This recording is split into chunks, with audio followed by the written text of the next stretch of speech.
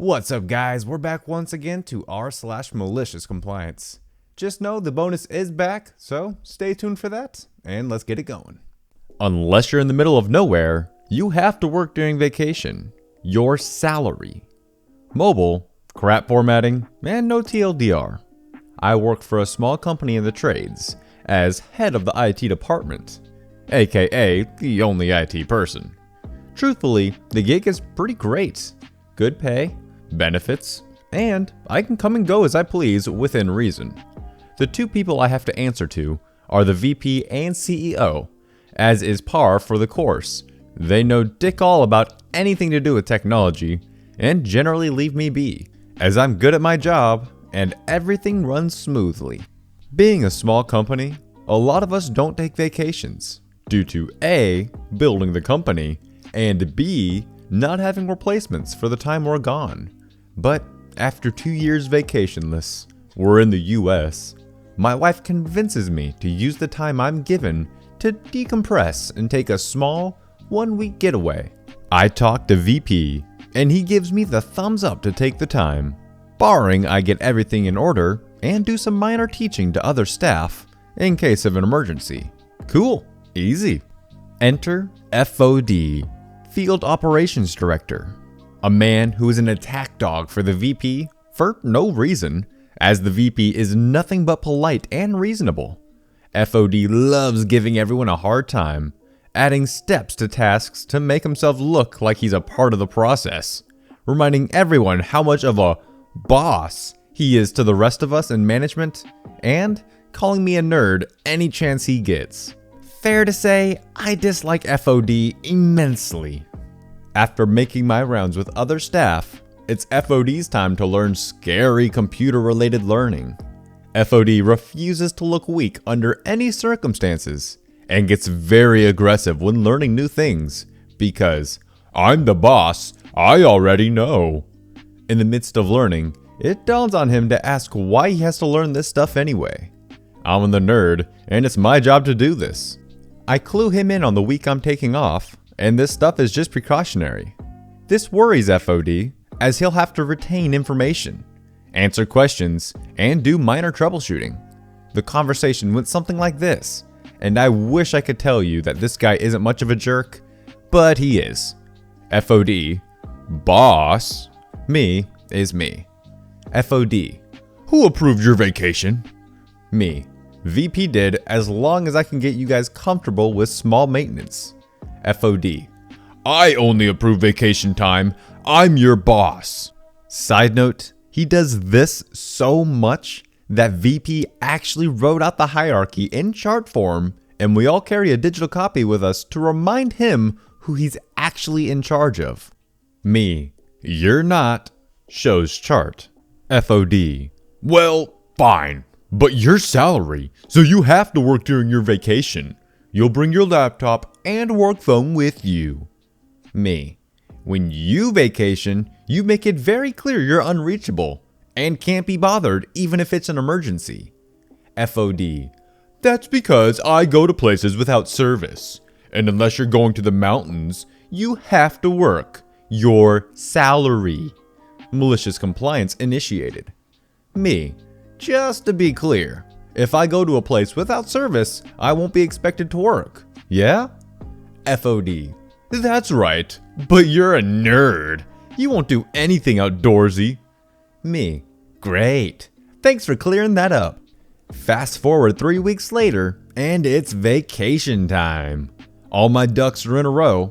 People are comfortable with me being gone for the week, and are all encouraging me to just disconnect. A close coworker of mine knows of the conversation FOD and I had, and asked what I planned to do about it. So, I shared my easy but effective plan. 1. Wife and I rented a cabin in the woods, 2 hours from the nearest town, and it doesn't have service. 2. Set up automatic email replies that has all IT questions and concerns forwarded to FOD, since he's the boss, he knows. 3. Leave work phone on the charger in my office with ringer on, door locked so he has to hear it, and voicemail changed to have FOD become IT for the week. Coworker loves the idea of flooding FOD with questions he can't answer, so much that he gets other coworkers in on it. Midway through the week, I get a call from coworker with an update. FOD is losing it. He can't keep up with any requests for help and didn't even bother to memorize the simple tasks I showed him. So he does what any good boss does and puts in requests to take a vacation until I get back. Retreat is always an option. Nothing screams leader more than retreat. It's not weakness and failure if he's not there. My coworkers were able to manage, and FOD got his 3 days vacation, unfortunately. After the week off, I'm called to VP's office to catch up and get things back on track. VP obviously heard of the hardships FOD faced in my absence and laughed at my MC, surprisingly. VP struck a deal with me moving forward, since it was made clear to him no one else knew how to do my job. I can go on vacation whenever I'd like, as long as I bring my laptop and phone and check it once a week. They'll refund my vacation time for that day, even if I only work for 5 minutes. I took that, but with the caveat of making FOD actually learn some of my duties, just in case. VP agreed. Now I do an hour of teaching a week to a very surly FOD. After all, he's the boss. He's gotta know. Manager told me not to do things that weren't my job, so I didn't. A little backstory. For about 3 years, I worked at a large chain store in the electronics department. It was my first job out of high school, and thanks to a combination of me being a tech nerd and a couple very kind coworkers, I picked up on not only the job, but our products quite easily. I knew what I was doing within a month, and before the year was over, I was a contender to take the department manager's position when he left. I ended up not getting the position, but that's a story for another time. Fast forward 2 years, and the company restructures its store. Basically, instead of working in one particular department, now you do one job across the entire store. So now you have people who specialized in, say, fashion, forced to do price changes all over the store in departments they don't know. No one likes the changes, and over the next few months, over half the staff quits, including the entire electronics team, except me. I'm now the only person in the entire store with the knowledge and experience to run electronics, management included, as many of them were replaced during the restructuring. As one of our highest shrinks, theft, and the highest profit departments, they knew they were done without me. So they bent over backwards to make sure I stay on. If I'm at work, I'm in electronics, and if I want to do something, no one questions it. They know I'm the only one who knows what I'm doing. I'm the only person in the store with this privilege. After about a year, my manager, who worked out the deal with me to let me run electronics, leaves, and a new manager from after the restructuring takes over. Technically, my job title is Customer Service Specialist. Basically, all I'm supposed to do is customer service. Stock, different team. Price changes, layout changes, different teams. Unofficially, I do it all for electronics, because the few times other people did it, I spent my entire next shift cleaning up their mistakes. And I made sure management knew it. New manager finds me rearranging a section one day, preparing for some new stock to come in with the release of a new iPhone, cases for it, and such. He threw a fit and tells me I'm not supposed to be doing that. It's not my job. At first, I tried to explain why I'm taking care of it, but he doesn't want to listen. I kinda just ignore him, try to policiate him until he wanders off, then go back to my work. Apparently he sees this, because the next day he writes me up. Fine, don't want me doing things beyond my job? So be it. I've been working here too long to care. For the next 3 weeks or so, I do nothing except customer service. No customers in the department? I'm stood behind the till, paid to do nothing. I watch as the shelves empty with no one stocking them or correcting for the items getting stolen. Our back room is overflowing with electronic stuff that can't go out because the new shelf layouts haven't been done. Everyone just thought I would do it. I didn't. A month goes by and management is freaking out. Our profits are way down. The back room is a mess. The shelves are barren. What's going on? I'm sipping my drink, stood behind my till. Finally, they realized what happened. The manager that started it all is quietly shuffled into the back room, and I get a new one who tries to work out a new deal with me. The store-wide inventory is coming up in 2 months, and it's gonna be a disaster unless I step in and save them. I hand in my 2 weeks notice. I'd been applying for other jobs during my hiatus, and I got hired by a cell phone company who operates the cell phone kiosks. For my company, I request to be put in my store. The request is granted. Now here I am, watching from behind my kiosk as electronics goes down in flames. Profits are through the floor, and the inventory check was the worst I had ever heard of. As a result, the store's budget is cut.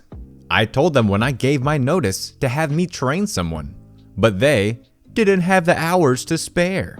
They really don't have the hours now.